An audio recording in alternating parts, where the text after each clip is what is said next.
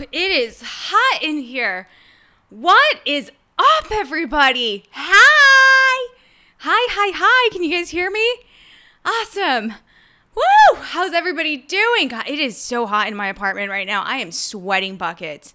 What is going on? I am so excited to finally be launching this video podcast. I've been working on it so freaking long, and I'm so excited to be connecting with all of you. I'm just like, over the moon.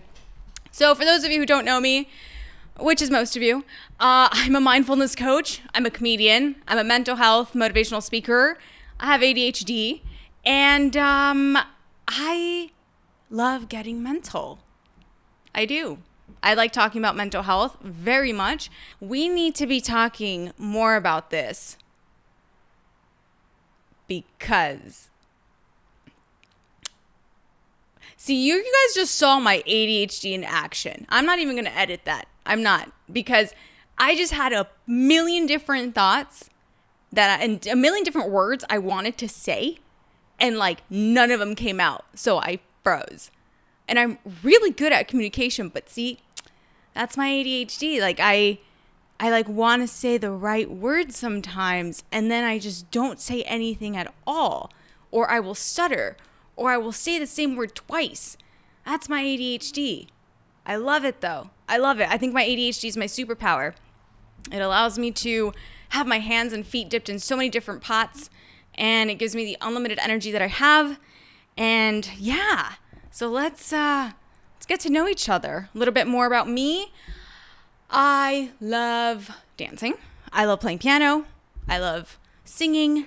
I'm a raver. Where my ravers at? Whoop, whoop. Where my ravers at? I just love. And that's one of the reasons why I wanted to create this podcast, because we're all in this together. And that's the message that I'm always putting across on my Instagram, which is where I'm most active. We're all one. We're all in this together. We cannot do this life alone, especially right now during this pandemic.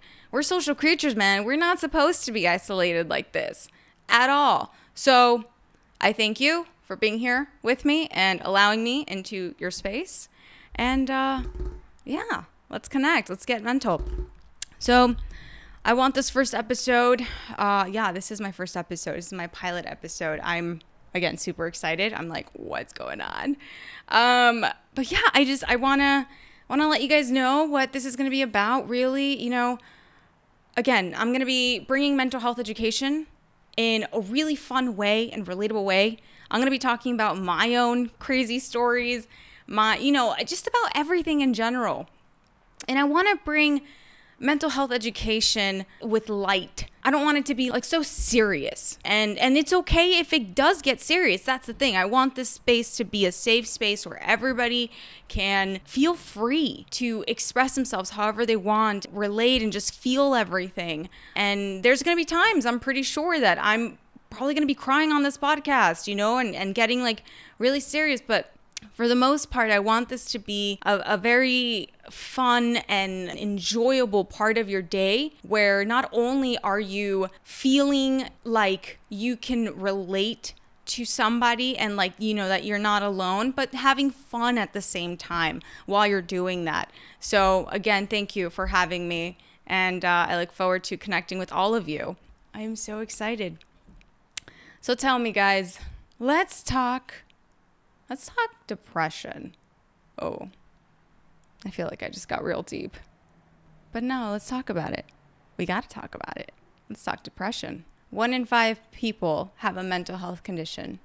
Depression has become the #1 disability in this country. Yet we are not talking about it enough. It is the silent killer. And we need to be talking about it. Very much so. Now you may be thinking, oh, what does this girl know about depression? Pfft. I was a semifinalist at Miss California USA. When people look at me, they're like, oh, this girl has it all. This girl, she's so happy. She's so peppy. She's so positive. Life hasn't gotten to her. Nah, it's because life has gotten to me, and I've gotten to the other side. See, I've crossed over to the other side, and I'm able to spread that light now after having gone through that dark ass tunnel. I suffered from depression for many years. Many years. Followed by anxiety, followed by panic attacks.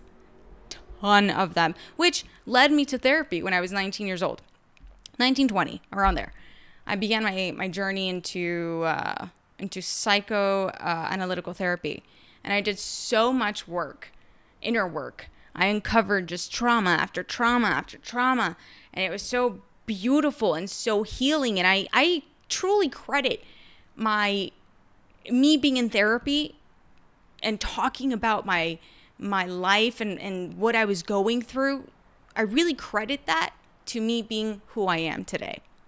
I know that talking about mental health conditions is so highly stigmatized, which is why this is why I'm so excited to do this podcast, because I want to bring it to the forefront. So yeah, I began therapy when I was around 19, 20. I was with my therapist for about 3 years. For the first 2 years, I saw her twice a week. Like, that was a lot. But that was a lot of trauma. And then on the third year, I saw her once a week. I took a 2-year break, and that's when my mental health went down. And I'll never forget the year. It was 2017. And all of a sudden, I started to experience something I've never experienced before, which is rage. And that's not my temperament at all. And I began to throw things across the house. I was living with a boyfriend at the time, and we had been together for about 5 years. And my ex was like, "Who are you? This isn't the Brenda that I know." I mean, I would get mugs and just like fling them across the room and have them smash and break. And I didn't know where this rage was coming from. All of a sudden, I wanted to sleep more. That's all I wanted to do. I just didn't want to talk to my friends. I was like pushing people away. I was having a lot of problems with my family.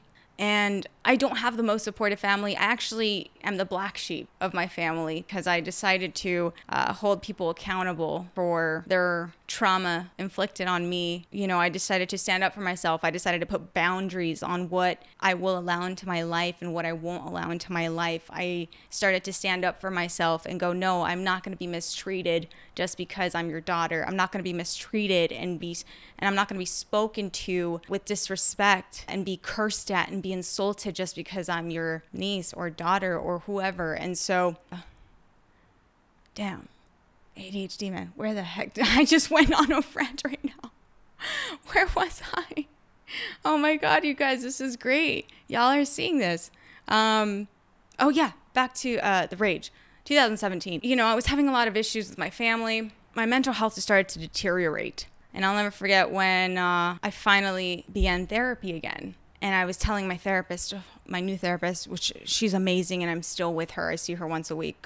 Caroline, shout out. And she asked me, have you ever been tested for ADHD? And I was like, no. She goes, because you have like every symptom and characteristic of ADHD. And so I'm like, really? Okay. So then I went to my doctor. I got testing. She gave me some testing. Bam, ADHD diagnosis. And it totally makes sense. I'm a creative artist. I will play my piano for 4 hours and it'll feel like 5 minutes. I will sing, dance, act, fidgeting around, talking excessively, but try and get me to answer an email. Try and get me to go to the post office to mail out something. I don't want to do it. And everything inside me will find everything else to do but that. But that. I need to go to the post office, and my brain goes, you know what? You also need to do the dishes. All of a sudden, I start doing the dishes. I finish the dishes, and I'm like, hey, I need to go to the post office. You know what? Your bathroom could use some cleaning. So then I go and clean my bathroom. And it's like, but Brenda, go to the post office. Go to the post office. And I can't seem to go.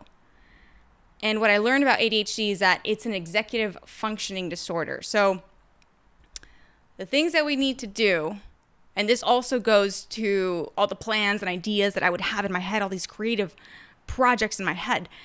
When it came time to actually execute them, oh my God, it was hell because I couldn't. And so I would get frustrated. I would just freeze. And so that brought on task avoidance, which brought on anxiety, which then brought on depression. And it was like this cycle. And it wasn't that I didn't want to do it. I wanted to do it more than anything. You know, actually carrying out the task was something else.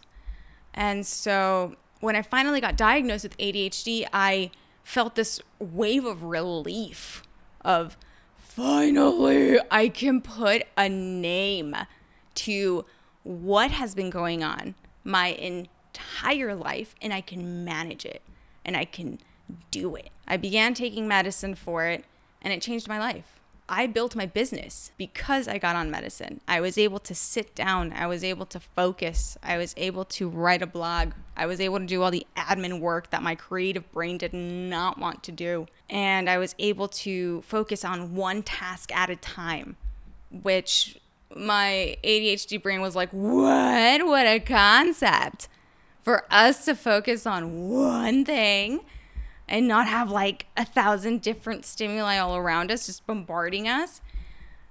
Like, forget it. I love traveling so much. It's so good for the brain. It's so good.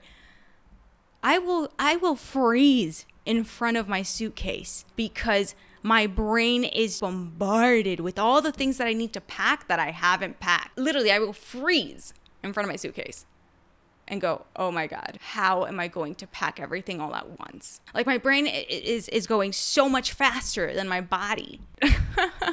And then when I do start to pack, all right, let's say that I go to my jean drawer, I take out my jeans, and then you know what happens? I end up going, you know, you could really organize your jean drawer. So then I start organizing my jean drawer. And then I'm like, okay, you're done organizing your jean drawer. Let's go get your toothbrush and your toothpaste. And then I go, you know, you could really organize your bathroom. So then I start organizing my bathroom. And it's just this time wasted on these little things that all of a sudden became really big things, like organizing my jean drawer, cleaning the bathroom. And it was hell until I began to manage it. And it wasn't just medicine that helped me manage my ADHD. It was meditation.